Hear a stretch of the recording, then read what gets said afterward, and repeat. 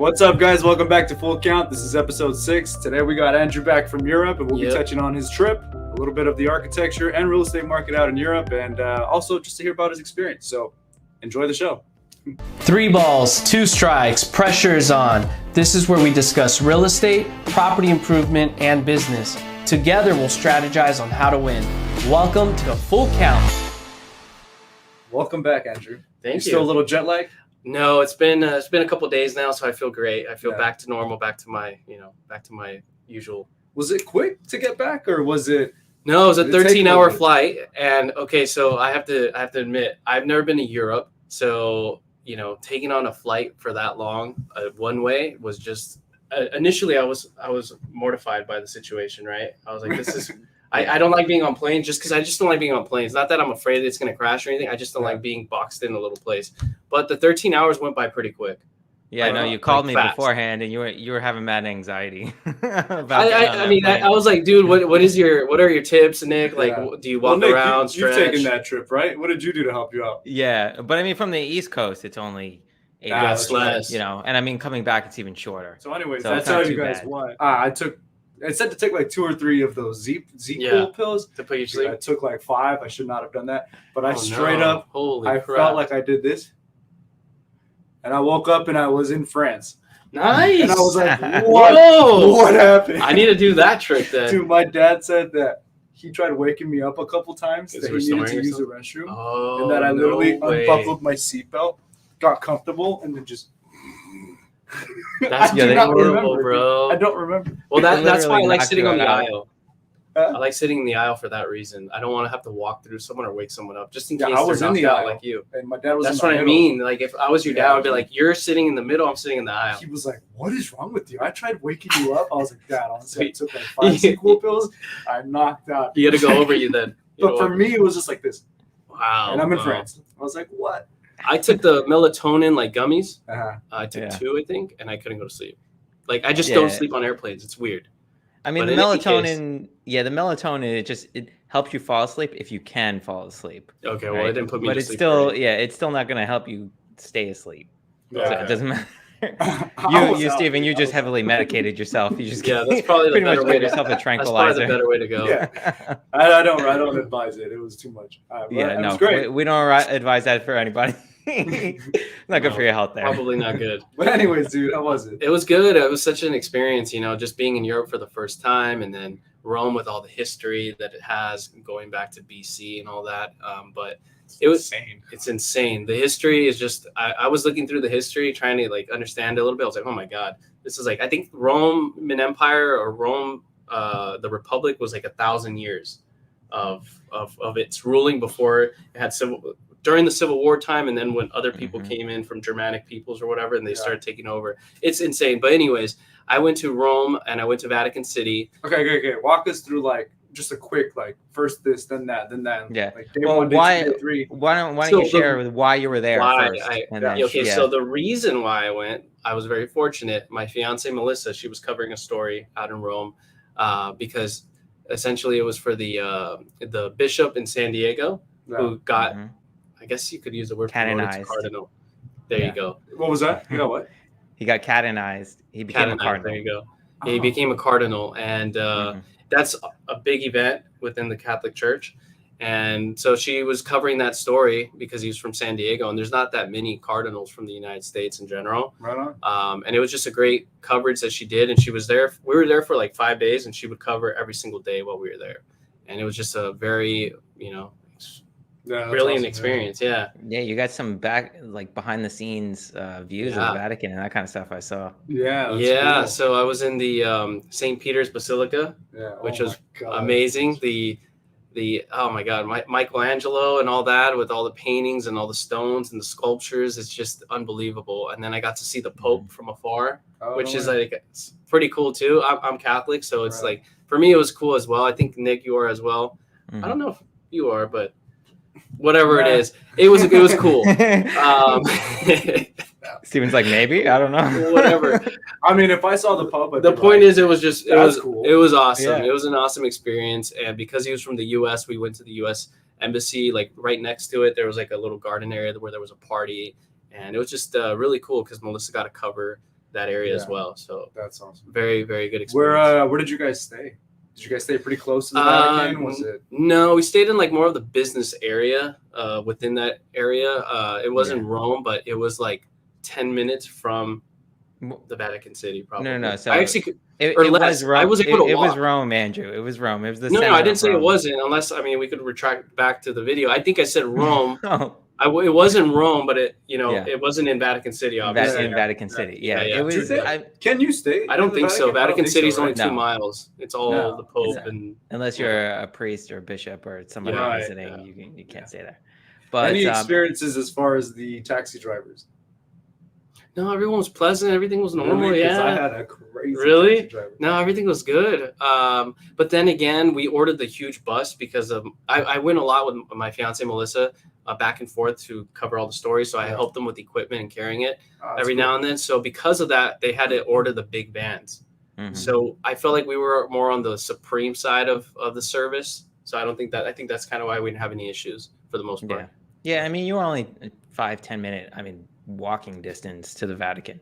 So the area that you were staying in the name is Prati. Prati. Okay. The Supreme Court's there. One of the courts are there.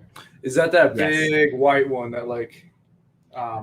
It is. It is like a beige white. I want to see what this is called. Yeah, you're thinking of the other building, the Emmanuel. It wasn't that the Emmanuel something building. No, it's not with that the horses one. in the front. It's not that one, but it is. It is extremely big, and the blocks on it are huge. Okay, yeah. So it was awesome though experience. I mean, when she was working, I obviously wasn't always with them the whole time, but like for my own sake, I liked walking around the little town by myself, and I enjoyed it so much. Just drinking wine and all the food that was there, pasta and things like that, and it was just everything's really so delicious, right? Such good quality.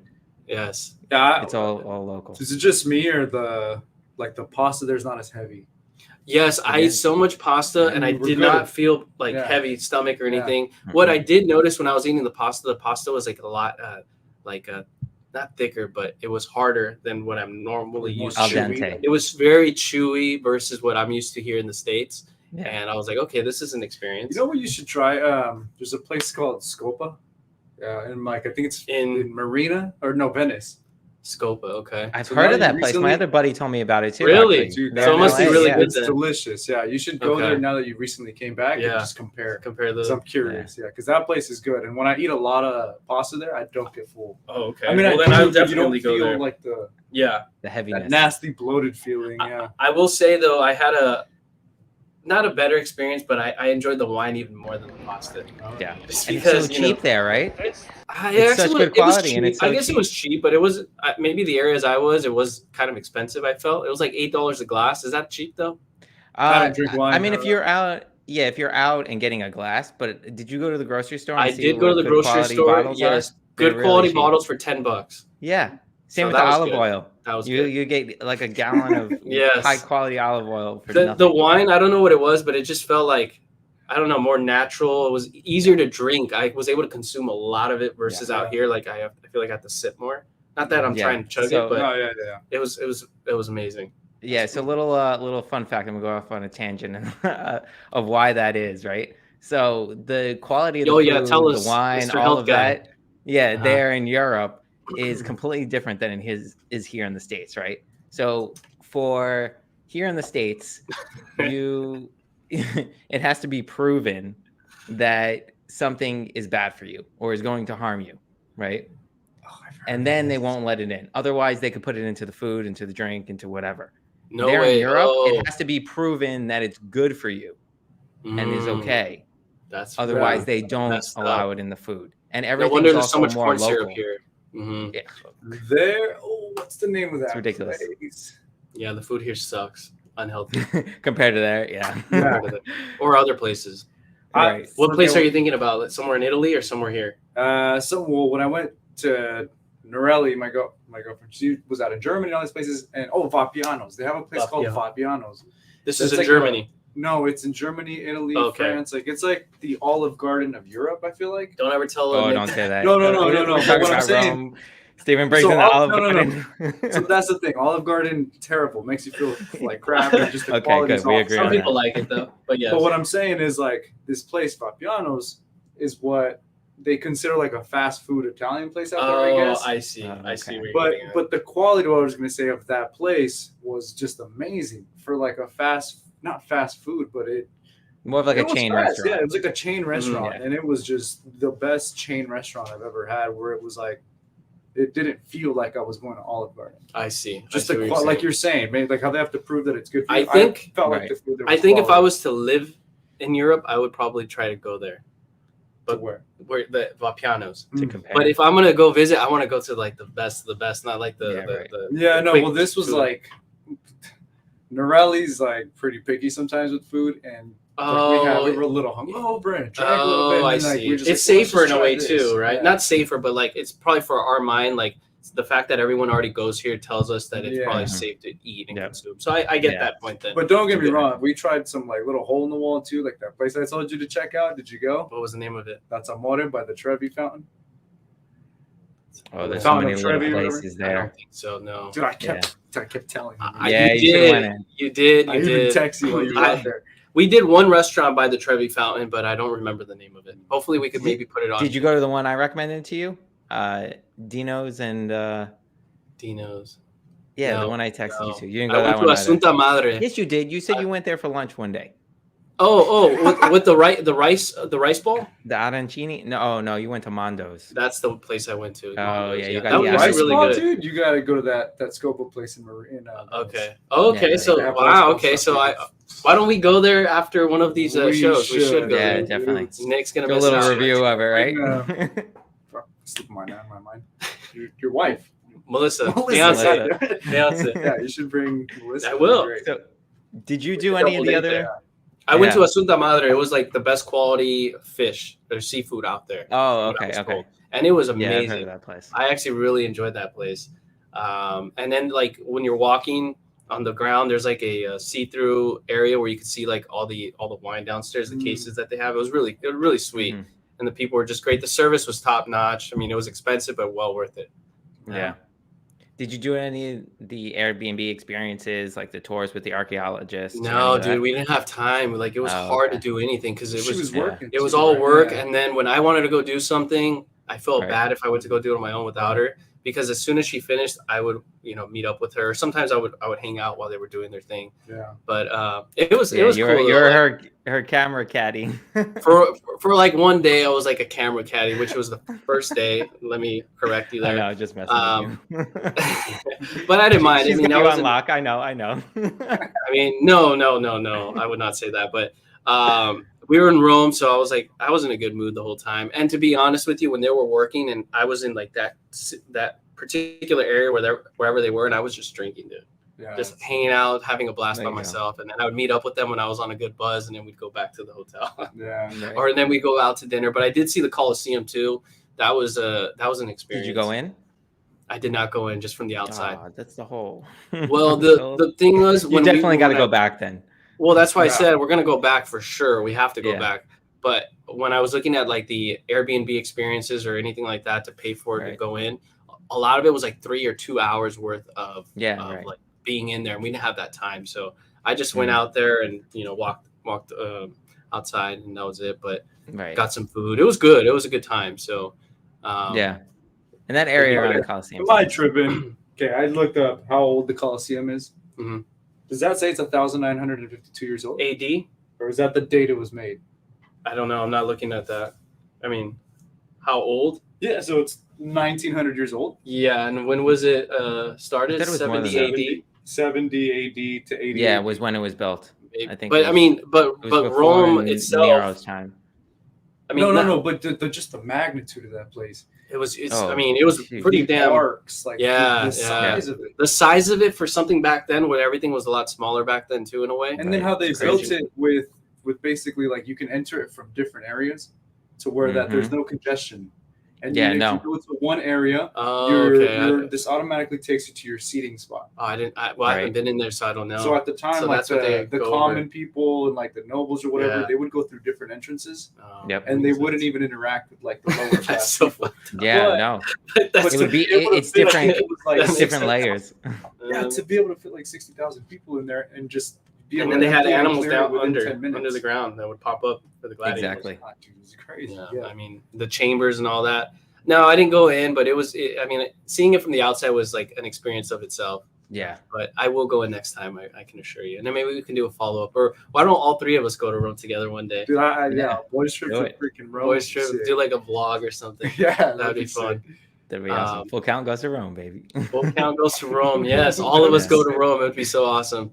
But yeah, I mean, it was good. I also went to the seminary for the Catholic Church too, so where all the priests go for school. I went there. They have an amazing rooftop, by the way. So you get to oversee the basilica and everywhere else. And then they have this like professional soccer fields. It's pretty amazing what they have there, because they all have. I was in the North American seminary, but there's multiple seminaries from all around the world. So all the priests like have their own soccer team and compete. Oh, what? It's really freaking cool. Yeah. So I wonder if there's any bad words said there. I don't know. I'm sure there is. It's Italian football. There's everyone. There's everyone from Americans to people from Africa to people from Korea, anything. Ukraine was right next to the U.S. the North American embassy, or maybe it's the U.S. Whenever we go, Andrew, we definitely got to go to a football game for sure. It's crazy. It's an experience. I mean, soccer now. It's soccer now. No, I'm just kidding. Oh, yeah. Euro. The euros are like the equivalent to the dollar now. So that's why. Have you seen that meme that we call it soccer now? It's no longer football, but it's a joke. Yes. Oh, football. yeah. No, I didn't see that. Yeah, I'll send you the meme. It's pretty funny. That's fine. Because the euro's always more than the dollar, and finally the euro fell, where it's equivalent to the dollar. So now they're comparing soccer to football. They're just saying, now they're saying that the U.S. is like basically at that level, let's just call it soccer and not football anymore. Across the world. Across the world. Of course, every other country calls it football. We just call it soccer. We just call it soccer. Yeah. Did you go inside St. Peter's? Yeah, I did. You did. Right? What did you think of it? Wonderful, dude.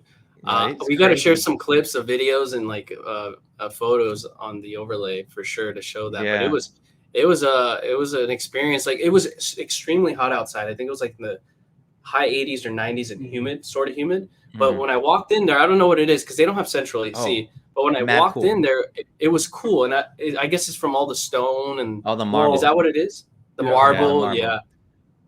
And doesn't heat also rise? So those ceilings. Yeah, that's true. Yeah, those ceilings are stories high. Yeah, and it's like every wall, every little partition of the wall had its own like unique design from the stone, from the painting, from everything. Yes, it was just amazing. Nice. You can get lost in there for sure. Is it just me, or did you feel like what I feel in Ant feels like in a kitchen? Exactly. Yeah, I did feel like that. Like you're looking looking up the whole time. So you're just like, Jesus Christ. I was just looking up the whole time and just like in awe. But we were at I was at the service too with everyone else that was there for the consistory, where the Pope was. Everyone that was a bishop is coming up to the podium with the Pope, and they're becoming cardinals. So they put the hat on them. That's a sick-ass experience. It's a super sweet experience, because I mean, not a lot of people get that experience, because the people that do get to go inside the basilica, they just walk in there and part of the tour. But this was like an actual event going on. So it was pretty unique too. Yeah, that's awesome. And there was people from all around the world too, that were sitting next to me and everything. It wasn't just Americans; it was people from everywhere, like everywhere, speaking their own language, because they all have their own.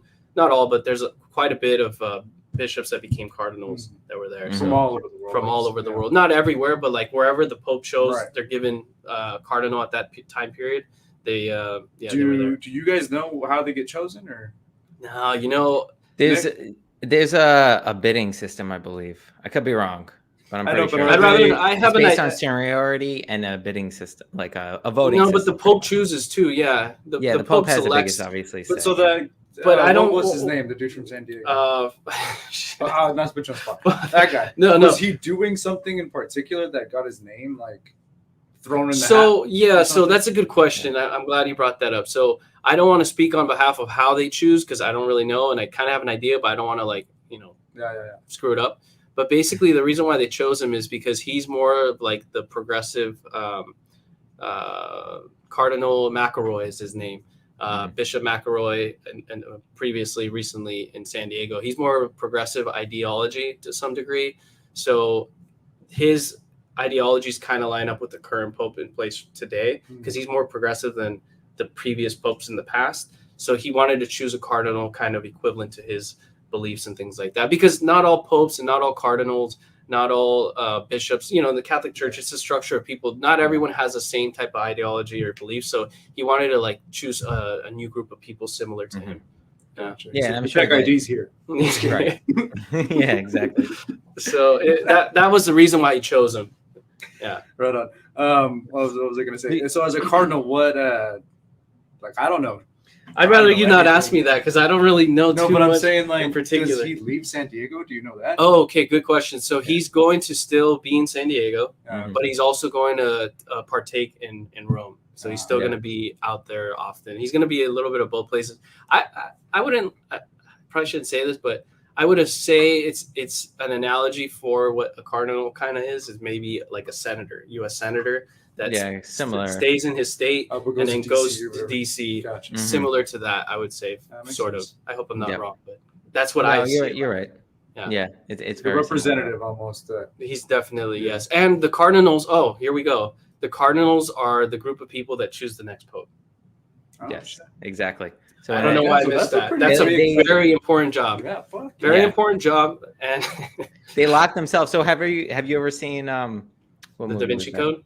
Yeah, the Da Vinci Code, or that's probably not any of those movies. No, that's actually how they do it. That's how they do it. I'm talking about the plot of the movies, different, but yes, the way they set it up is how it's done. They lock themselves all the Cardinals up. The get smoke becomes white in the Sistine Chapel, and they all put in a bid, and it has to be a majority bid, right? Mm-hmm. So I think it's more than 50%.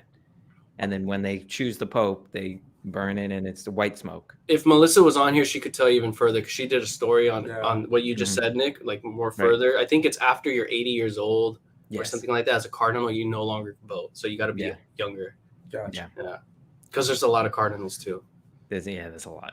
Yeah, definitely. But I think that's pretty smart, though. Yeah. I mean, I don't want to talk on behalf of the religion, but I think it's kind of smart saying once you're a certain age, you can't vote the next pope because the next pope is a very important role, obviously. And as we get older, we kind of start to lose memory and and maybe just like how this guy got voted in for being a little more progressive. Just the thought process changes too. Yeah. That's true.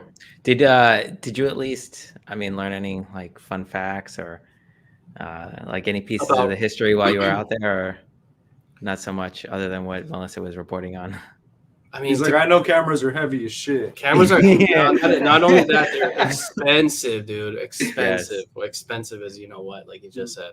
No, I mean, I know like Rome itself, it has so much history going back to the Roman Empire and things like that. But I was mainly there though to accompany Melissa, but more so to also have fun and have a lot of wine. So I didn't, like I was saying, I didn't partake on any of the tours necessarily, just because of the fact of limited time. But I've read into a little bit of Rome and how I went from a republic to imperial and back and forth, and then civil wars always breaking out constantly, and then other people coming in, and it's just like constant turnover over time. What did you think of the obelisk in St. Peter's and the obelisks around? Did you notice them? I think I felt like they were too far away for me to really notice them. I did see them, but from afar. I mean, the biggest one was in St. Peter's Square, which you saw. Wait, explain that one to me then. So the obelisks, basically the stone like thing. Yeah. Sorry, yeah. Almost like huge stone pins, almost. Got it. Yeah. Right. Yeah. So they actually took that from the Egyptians. It was an Egyptian thing, and the Romans took that from the Egyptians. And they took a lot from the Greeks too, in terms of like architecture. Yeah, they did. I wouldn't say but they got influenced by the Greeks. Exactly. In regards to the architecture and things like that. And but I think what were the people though, Nick, back in the Bronze Age? Yeah. Right during the Bronze Age, and it converted to more of an actual structured society in like 1200 BC. Those people were called the Eucatarians. Can you pull it up? The people were called something right before the actual empire started. Eucatarians or something like that. Yeah, I think so. Something like that. I don't remember. Hopefully, I mean, it depends on the age. No. It depends on. I mean, the it's age, always what changing. Age you're it's always changing for sure. Right. But I think Italy was recently called Italy in 1946 too, right? It was called the Kingdom of Italy before that, which I found. I didn't even know that. I thought it was always called Italy, at least for hundreds of years, but it was called the Kingdom of Italy. Did you know that? I didn't know that. It's crazy, dude. Because so northern and southern Italy, that's why there's such a culture difference, right? So Rome was kind of the midline, and that's why it was the capital. So everybody above Rome was part of one state. Everybody below Rome was part of another. So that's why this, like I said, such a culture difference. And they still don't get along, the northern Italians and the southern Italians. They're still. Is it like Northern California, Southern California, where it's like we don't get along, but no one gives a fuck? I guess, yeah. Probably. Or East Coast, West Coast. East Coast, West Coast kind of thing. Yeah, exactly. I don't like East Coast people though. No, I'm just kidding. Yeah. They're a little too blunt for you. No, I could see that. Yeah. No, it was cool, but I also was like surprised, or maybe I wasn't even thinking about it, but I'm used to going to areas when I travel, like Mexico, some good areas, some bad areas. Rome seemed to not have too many bad areas necessarily. I didn't see anything that was like a red flag, like, oh, I got to look out for this, and that. But I did take my own precautions that I like to do, just in case anything goes down, Right. I mean, you're not going to see. It's the center of Rome. Everything is. Yeah, I didn't see anything. I was. There is certain areas in Rome. I'm sure, like any place. A little sketchy, but. What do you mean you took certain precautions? Would you, dude? So I have certain precautions when I go travel to a different. Like what? Look, I'm an optimist on most things, but I like to always think of the worst case scenario, so I'm prepared for anything and everything. Wherever I go, even in this room too, I'm still having that. So over there, I know that you didn't bring your Glock with you because that wasn't getting through. I did not bring border control. No, I did not bring. Would you get buy a knife off a gypsy or something? That actually would have been a better idea, but no, that would have been a good idea if I bought a knife on me. I would have just carried it around, but no, I didn't. No, TSA would have taken that. What are you talking about? No, not by going to the Vatican City. I'm saying like walking around the area having a knife on me is probably safe. If you bought one there, maybe. Yeah, no, that's what he's saying. Buy one from a gypsy $10 blade or something. But I mean, I probably should have done that. I actually carry a pen, like a steel pen, and I have that with me just in case I need to, Gotcha. Shank somebody and run. Well, I mean, in Mexico, when I would go to Mexico, you never know with the Uber drivers, or the taxis if they're gonna do anything crazy to you. So that's true. Yeah. I like to sit behind them. I have a pen just in case anything goes down and get the neck. Worst case scenario, dude. Worst case scenario, we can all crash into something and I at least have a chance, Yeah. So I always carry a pen on me. I'm always prepared for someone to try and steal my phone or my wallet. God forbid they take both. I'm screwed. Dude, when I went, someone stole something in my pocket. Okay, there you go. Yeah. I'm always ready for that. And when I was in Italy, I had a hand go into my pocket. Yeah. Oh, yeah. The gypsies there. I mean, I walk around kind of like this though. I kind of walk around with my hands all around my pockets the whole time. No, but that's the thing. They were waiting because before going, everybody told me be careful with pickpocketers, and I was like, I got this. No, but I was very conscious. I actually bought a chest pack that goes under a shirt like this. What is it? What's in there? It's just like a little fanny pack. A fanny pack. That's what I have here. Look, I actually brought it. So, but mine went in the chest. I have this thing right here. Look, it looks kind of weird, but you have it inside your belt buckle. What is this? Your waist. For money? You open it. You have money, jewelry, whatever you want. So if someone stole a bunch of crap from me, from my pockets, or whatever, my phone, I still have some money here to get me to my hotel, pay people off. Yeah. So I always carry cash. It's like a little pen holder, little pouch, whatever. Yeah. So that's smart that you did that, and you had it around your chest. I had it on my chest. Yeah, a lot of people do that. I had my phone in my pocket, and it's like they were waiting or something, because the minute I put my phone in my pocket and I went to get my Camelback to sip some water, dude, I felt like a hand go in my pocket, and they were like a fucking ghost, dude, because I just immediately went, and I felt their hand. I turned around. There's so many people. They're experts. So many people. I just saw they're experts. Gone. Yep, and gone. Yeah. So when I was walking around, I was definitely vigilant, observant of everything going on. But now it's much better than it used to be. I've heard that they like over the past 3 to 5 years, there's so much less like pickpocketing, gypsies. There was a lot of military people there too, with machine guns. Yeah. So. Oh yeah, I mean that's the norm. Is that the norm? Okay. The military police. Yeah. Why do I not remember?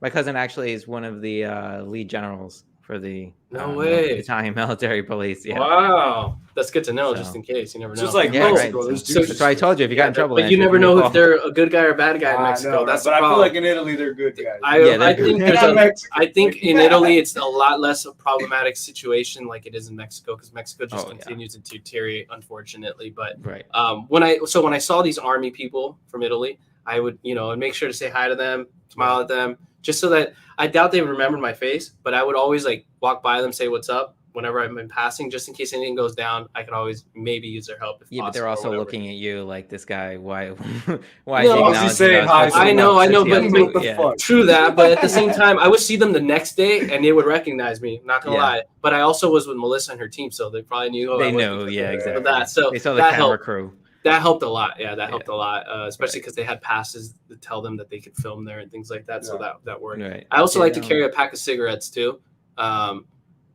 in Mexico more so, because like if you I've never heard this. This sounds like a. Before you say anything, I'm already thinking, and that sounds like a good fucking idea. And Nick was like, "Oh, this guy's an idiot." No, why? So you could give. So in Mexico, the culture out there is a lot of locals. I wouldn't say the culture, but a lot of locals or men like to smoke outside, and it's just the way of doing things. I think in Europe it's the same way. Yeah, it is. It's so a lot of people like to smoke outside. So I carry some cigarettes with me, right? A box of cigarettes, and if I feel any sense of like a threat or I feel uncomfortable, take out and start smoking, just so I can be part of the people out there that tend to do that. If someone approaches me and starts talking to me and they're a little weird or whatever, I'll maybe pop out another cigarette and offer them one. So like, oh, this guy's kind of nice. I don't want to screw with him. I don't want to screw him over because he actually offered, he was being polite. I mean, I would offer them. I wouldn't start smoking one though, just for that reason. I mean, I think if you hit mine. I'm just kidding. Well, you could. Yeah. I mean, but how weird would that look though, Nick? If you're not smoking one, you offer them one and you just keep going about your merry way. If you're talking, if they come up to you and they're acting weird, then you can. But you want to smoke, I think it's good to have one in your mouth too. I agree with that. I think it's good to have one in your mouth. But that's my take on things. I'm not gonna sacrifice my lungs for that reason. Well, if it's a bad situation or you're with your lady, right, and you feel like it's an uncomfortable situation, I'll sacrifice my lungs a little bit if it's gonna put my girl de-escalate. Yeah, to de-escalate the situation too. Yeah. I also am very observant of if gang members or whatever, who tends to be like more of the leader of the group, who they tend to make more who they tend to look at more for like approval, whatever the case may be, or body language. I look for that. Andrew thinks about this a lot. I think about all this stuff. You guys do not know. I know where the U.S. Embassy is, so I try and figure out where the U.S. Embassy is, and I try and find my way there in terms of like if I need to walk there or take a taxi. In case I need to run away for whatever reason, that's a good thing. I could just collapse in front of the U.S. Embassy and yell, and maybe they'll help me. You never know. That's a good point. No, that's in true. Mexico, anywhere. You know what's one thing I forgot to tell you that I did when I went was I would wake up early and I'd go for a run. That's smart. That's what Nick does. Yes, but it helps you adjust. I don't do that fucking here. That's but I do it over there. And I found myself running for like 3 hours. Jesus. Yes. Well, I'll just like run and just stop and just end up. It's the greatest way to see a new city, a new place. Like that's what I do everywhere I go. I'll just run, check out stop, check out a shop, go to a store, check out a restaurant, and just keep going. And next thing you know, it's 9 a.m. and you already explored for 3 hours. And you exactly. A little workout. Smart. That's smart. That's a good way to do it. Yeah, Nick told me I should do that. And then I would actually be like, when I would come back, I would tell Norelli, like, hey, I ran past this little restaurant. We should try it for dinner tonight. Yep. And that's how we found a good spot. Yeah. That's what I do. Like I said, everywhere. And then whoever I'm traveling with, I do the same thing. I'm like, oh, let's go here later, or go there for lunch or whatever, Yeah. So so I mean, on that, what else did you do to kind of adjust there, Andrew, since you didn't go get up running? I didn't sleep at all. The 12, 13 hours on the airplane. When I got off the plane, I didn't take a nap. I just went through, had a lot of coffee. And then when the time came to go to sleep, then I went to sleep and I only slept about like 6-7 hours and I woke up immediately at 6 a.m., 7 a.m. I made sure to wake up. And because it was so damn humid out there, I was going to go on a run, but I was like, this is disgusting. Just being outside is gross. So what I ended up doing is I put on some shorts and I just walked around the area as much as possible and had espressos and coffee. Little espressos and things like that and bakery items. But no, I didn't run though. It was just too hot. No, that's good. That's good. Yeah, I mean, did you start to adjust like I told you before you left, or no? Like adjust your schedule? I tried. I told Melissa, let's try and adjust to the time zone. She's like, that's not gonna work with my job. I'm like, yeah, you're right. And then I tried doing that too. I didn't have a lot of work going on right before that, so I tried doing it, but I just couldn't do it. Got it. Yeah. So I mean, so everybody else is aware. So what I was telling Andrew, tell them what you do beforehand was to start to adjust. I mean, ideally, you want to start, a week, maybe even 2 weeks if you're as far over in LA and you're going over to Europe, right? Adjust your schedule. You're eating, you're sleeping. Start clocking it, forward. Yeah. And it helps. Right? It helps so much. I'm sure it does. There's apps that's smart. that actually help. Yeah, they send you reminders and all of that you could download on your phone. That way you start to adjust, to where you're going, the time zone that you're going to. And then, you did the right thing. Like if he's going, like he went to Italy, right? Like that drastic the whole week before. So at least at 3 a.m. or whatever here. I mean, you don't have to go. You don't have to be in that time zone, but start, dialing it maybe by an hour a day or something, right? Gotcha. And then maybe you could cap it at getting up at 4 or 5 in the morning, and then going to bed at 8 o'clock at night, whatever. Yeah. That'll just help you adjust a bit. It wasn't that horrible adjusting though. I just felt like because I saw the sunlight and I saw people and I was excited being there. I felt like I instantly was able to like. I mean, going there, it's not too bad if you get maybe a little shut eye on the plane, right? And then you did the right thing by staying up all day. Yeah, I was like, the next day when you got there. Yeah, but what really sets your schedule is that next night. So if you go to bed at normal time, right? If you wake up at normal time, then you're good. If you sleep in till like 1, 2 o'clock in the afternoon, then you're screwed the rest of the time. I didn't even think of that, but because of our tight schedule, we had to kind of wake up. I woke up like an hour before Melissa though, and just to I went to the gym, dude. I went to the gym. I forgot. I went to the gym. Which one? The gym in the hotel. The gym in the hotel. In the hotel. I thought you went to another gym. I was going to say I've probably been there. Tiny little elevators down. No. So the hotel we stayed at, I did take a tiny little elevator with the gate and other buildings that we went to when we went to rooftops. But our hotel was like modern. It was a Marriott. It's like a Marriott. You stayed in a modern one. I forgot the name. Meridian. I think that's what it's called. The Meridian. But anyways, there was a gym there. So I took 2 shots of espresso, went straight to the gym, got out, took a shower, took another shot of espresso, and then I walked around the town. Nice. So it was a good time. Very good time. Yeah, that is. So did you go on any of the cigar bars, by the way? That's what I meant to ask you. I know you sometimes like to go to those. I didn't even know where this. Well, I just because I wasn't really sure where they were, and I didn't really look them up. That's actually a good idea. But I did buy cigars. That sounds cool. It does sound cool. Right. I did buy cigars, and I smoked outside my hotel. I smoked a lot of places with the cigars. Wow. I will say the cigar is much. I don't know what it is, but it just tasted so good in Italy. The cigar. I have to remember the name of the brand, but it was so delicious, dude. And it was skinny too. It was like skinnier, and it wasn't formed perfectly like a cylinder. It was kind of. Yeah, it was delicious, and I had all my coffee. I feel like though when you're in like another place like that, like you can step in dog poop over there, and it's better than you're like, this is awesome. Over here. I don't know about that, like, this but I know what you're saying. Than the one in California.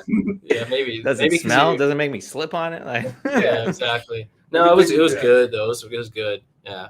And then I love the whole Google like image or translation, right? Have you the app? I would like if I wanted to read like I bought a paper and I started reading and I just glazed over it with the app with the camera and it tells you like it translated for you in English, which was awesome. So that was cool too. Oh, that's cool. Yeah. So what he's talking about is on the Google Translate app on your phone. Yeah. You could download the dictionary, right? And then you open it up and you can open up the camera in it. And just look at whatever you're trying to read, and it'll automatically translate it and overlay it. It's pretty neat. Yeah, that is really cool. I didn't even know that. It is cool. It was very helpful. I mean, because Yeah, I didn't know how. I still don't know how to speak the language. I was going to try and learn a couple words, a couple phrases. But you know Spanish a little bit, and you can catch things here and there. People understood me. Yeah. Nick, here's another thing that I did to not get. You were Mexican? I said I was Mexican, like you told me. Which, when you go to Europe, I know that's kind of key. If you're Latino or wherever you're from, whether it's Mexico or whatever, you tell them that you're from that place and not America, and they tend to treat you better, right? Yeah. In a way, maybe some places no, depends on where you are, yeah. But I told people when I was in with Melissa, I told people that I was from Mexico, and they didn't question me twice. And I spoke to them only in Spanish. I did not say anything in English, and I had a good experience. And like you were saying, the language, Italian language and Spanish language is kind of similar with some phrases, so they understood me. You can pick it apart. Similar. You can pick it apart, yeah. So it was a good time. I mean, they're both Romance languages, so they stem from the same place, you know. Yeah, like when it comes to like Italian, Portuguese, Spanish. I don't know about Portuguese though. Portuguese is easier than Italian. It is, yeah. Because like I watch a lot of UFC fights, Nick, and the Brazilian dudes will be speaking in Portuguese, and I understand most of what they're saying. I don't think I've really listened to too much Portuguese. But when I went but Italian, I'll catch maybe like 20-30%. I have to build it. Yeah. Dude, Portuguese I feel like is like 50% I can catch. Wow, that's impressive. Okay. I'll check it out. But I love Italy though. I will tell you that. Just the culture was, I don't know what it was, but it was fascinating. It was fun. I told you when you want to go back, you let me know. I want to go back like next year, and I think I will. I'm pretty sure I will. Let me know. Did you run into any real estate agents while you were there? I did run into a real estate office. It was closed, unfortunately, and then I kept going back there to see if they'd open. But when I was there, you know this, Nick. I don't know what you guys call it over there, but in August, there's a term where there's no one there. Like businesses, like take vacation off. So there was not too many people there. All of Europe does that. I noticed. I feel like they take like a 4-hour lunch. That too. Yeah. That too. Mm-hmm. Like they're just like, they're relaxed. Well, I think that's why they live longer in other parts of the country than we do, because we're always so stressed out, just work. There was times where I saw some shoes in a window and I was like, those are pretty cool. I want to come buy those. Yeah. But they were closed, and I was like, dude, it's like 1:00. Yeah. Yeah. Like, they closed for the siesta. And I came back at like 11:45, and they were closed. And I'm like, what the hell? It's crazy, but that's just how they live. They really live life and not think of anything else. But I don't know. They work to live, not live to work. You know, they live to enjoy. But at the same time, there must be something to our work ethic as Americans too, which is why we're still at the top for now. But eventually, we're gonna fall like the Roman Empire. My belief. It's happening. Dude. Everybody does, right? There's everybody the Egyptian Empire, the Roman Empire, the Turkish Empire. I know. Hopefully not soccer. But yeah, it was cool. Yeah, it was a good experience. I can't wait. Okay, so you didn't get in touch with any real estate agents though, or anything? No. Get an idea of the market off there. The top of my head, no, I don't think I did. But tell us about the market. Yeah, so I guess to loop it back to real estate, right? So I've been looking not only here in the U.S., but I've been looking there in Rome before COVID started. So probably the past like 3 years. And the real estate market there is quite different than it is here. I mean, as it's changed since COVID started, COVID hasn't impacted it as much. So prices have more or less stayed the same. I mean, they've gotten a little bit more expensive, obviously, because of inflation, global inflation, that kind of stuff. But I mean, especially now that the euro and the dollar are almost equivalent. Yeah, it's actually cheaper now to buy there. But the prices really haven't fluctuated too much. As far as demand goes, I've seen, at least where I've been looking, where you stayed, Andrew, actually in Prati, the apartments there, the demand and the supply have more or less stayed the same. There's not too much supply there. And usually when there's these bigger investors that come in, and there'll be this, big, like maybe 150 square meter. The apartments in where you stayed are a little smaller, right? So there'll be this 150 square meter, which is big apartment. And these investors will come in, and it'll be, mad old, maybe even like early 19th century sometimes, and they have to redo the whole thing. Retrofit. But what they'll do is they'll not only redo it, but they'll split it up into like 3 different apartments. Wow. So they each be maybe more cash flow. Yeah, exactly. So they maybe each be like 50 square meters a piece, which is mad small. Yeah. But then each one of them will go for between 3 and 4,000 euro. You know? God damn. It's a lot still, isn't it? Yeah. For something that small. Yeah, exactly. I actually saw on The Real Deal, which is like a publication for real estate agents or people that are interested in real estate. Mm-hmm. And it was like 2-3 days ago. Mm-hmm. And they were saying how more Americans right now are buying in Italy for whatever reason. No, that's very true. Why Italy? Why, I don't know. I read the headline. I didn't have time to read it. No. I didn't have time to read the article. So that's what I was going to say. No, I do know because okay, good. I know a couple of people. One of them being like Joe Rogan. That's what he is now, one of the people that actually follow, because she has a lot of good content on the real estate market over there. She was a real estate agent. I believe she was in like Australia or something. She moved to Italy, became a real estate agent.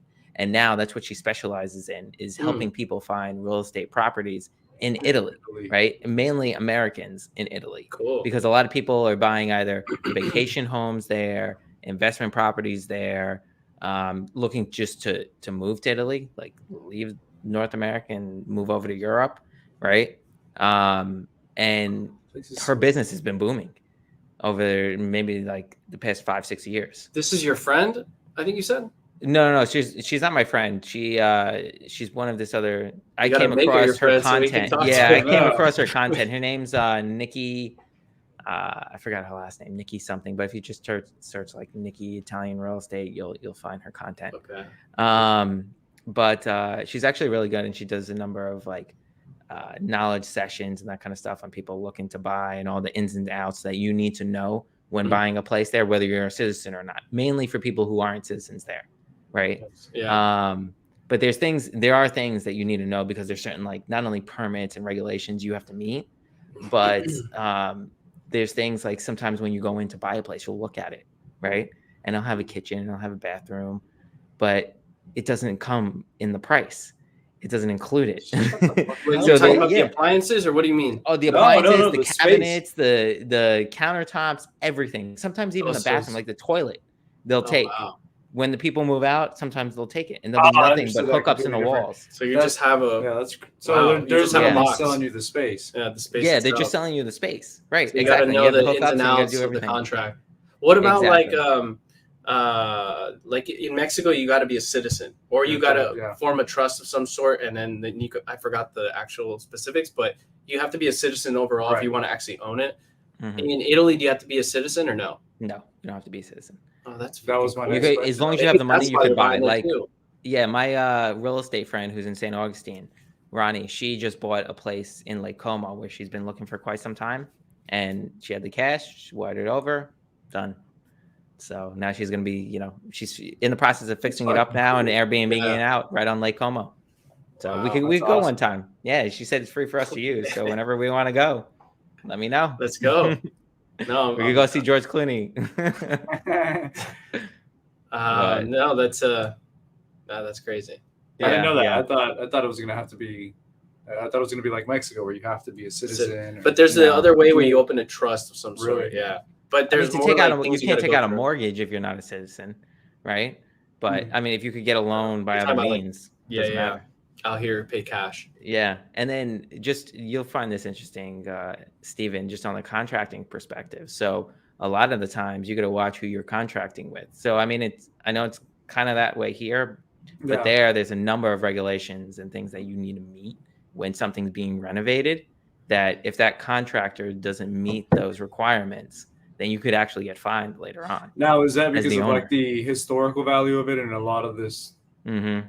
Is that what you're referring to, or is it other things? Is it because there's historical, there's just building requirements, permits, structural requirements. Sometimes, these buildings are so old, sometimes they have things in them that cause health problems like, lead, asbestos, whatever. Yeah. So lead was a big issue. Yeah. Yeah. I mean, I have that here in Boston. It says in my lease that, if I get anything from lead poisoning, I can't sue anybody. Don't need the paint anymore, Nick. Stop chipping away.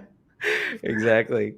So I start turning, a little rusty orange, looking like Trump or something. You might know why. That's funny. But no, this was a good experience, and we definitely need to do one for like Rome, awesome, man. Rome 2.0 with the whole crew. That'd be sweet. It'd be really or Italy for that matter. Right. Yeah, and if you guys are interested on the Italian real estate market or anything like that, let us know. You could post resources in the show notes and whatnot. So post some on the description. Post some links. If you've ever been pickpocketed by a gypsy in Rome, post post some comments. Maybe we'll help to find whatever got stolen. And then let us know if you also are like myself and you kind of very observant and vigilant as much as possible. Sometimes maybe it could come off overboard, but I at least don't think I come off overboard at all when I'm in that situation. I blend in. Hey, better safe than sorry, right? Better safe than sorry, always. I just start waving my hands and I blend in. So. All right, everyone. Thank you for watching, and go ahead and comment, subscribe, and tell your friends about us. All right. Peace out, guys. Take care.